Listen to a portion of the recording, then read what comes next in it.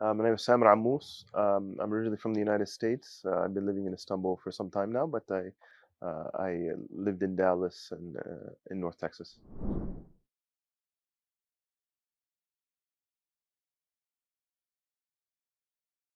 MashaAllah, I've been here for 3 times, and every year it somehow is better than the one before. Um, the experience with the teachers and the students, it's been overwhelmingly positive, alhamdulillah.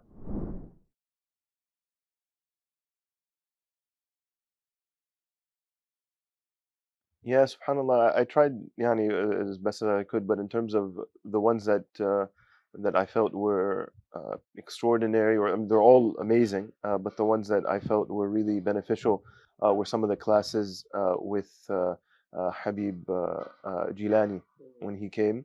We were reading, we read last year in the book of Imam Ghazali, and this year we read a book of Imam Al-Haddad, rahimahumullah ta'ala.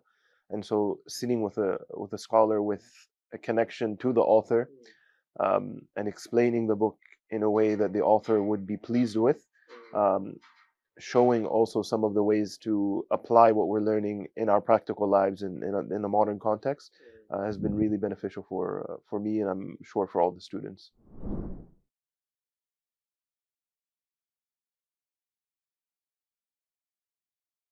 Yeah, one of the things that you'll find that all the teachers, they sort of emphasize in different ways, but they all emphasize nonetheless, is the fact that the knowledge that we're learning in class is not supposed to simply be information that we gather. We're so intended to learn the material, to practice the material.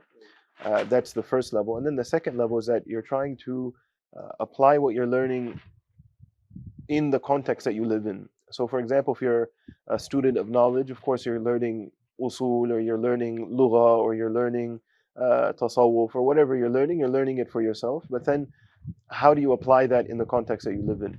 Um, or if you're a student in medicine, or you're a student in business, okay, how do I apply what I'm learning in the class of usul al-fiqh in my business world? How? So it's constantly showing us that um, the limitations that there might be in the sciences are only self-applied limitations. They're not limitations from the sciences. The sciences are meant to transcend all aspects of our life, all aspects of our existence, whether it's in the realm of our studies, our realm at home, our interaction with our colleagues or co-workers or companions, the world around us, the environment, the nature around us, at the level of the political society, at the level of the economic, etc. So they're always showing us that what we're learning is much wider than what we initially perhaps think.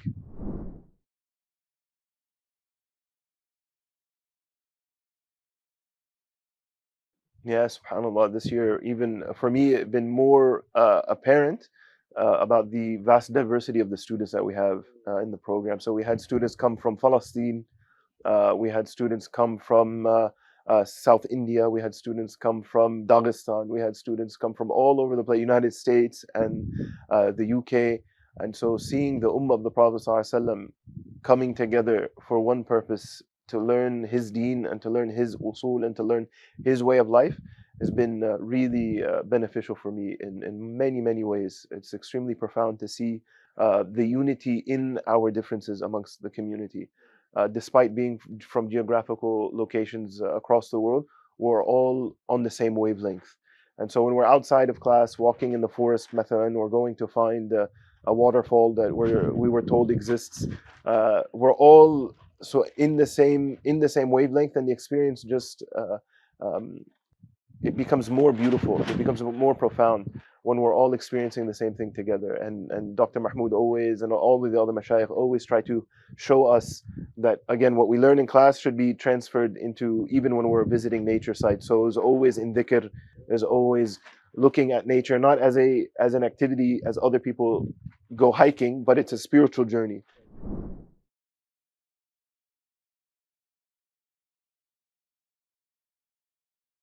Yeah, Suhbah is one of the most important things, if not the most important things, in our context that we live in today. Birds of a feather flock together, right? So we have to ensure that wherever we are, whatever context we're in, we're with people that are pushing us to be the best versions of ourselves. So it's easy just to sort of be in a group of people who are living life and they're not really interested in ihsan, or they're not really interested in pushing the bar of what they can do themselves. So they just sort of stay at the level that they've been.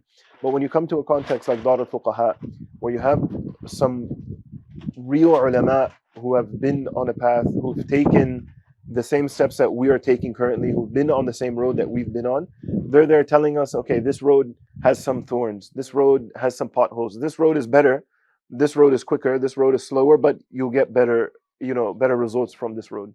So being in that context, it's sort of a cheat code. They're your GPS.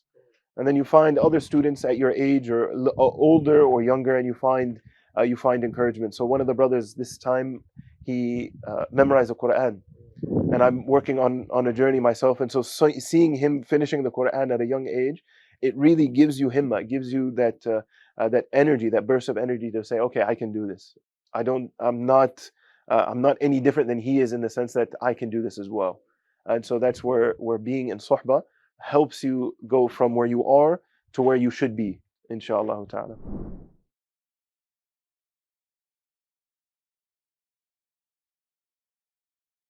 Oh, without a doubt, inshallah, I'll be here as long as Darul Fuqaha, Sayyid Anas, Sheikh Mahmoud allow me to be in the program.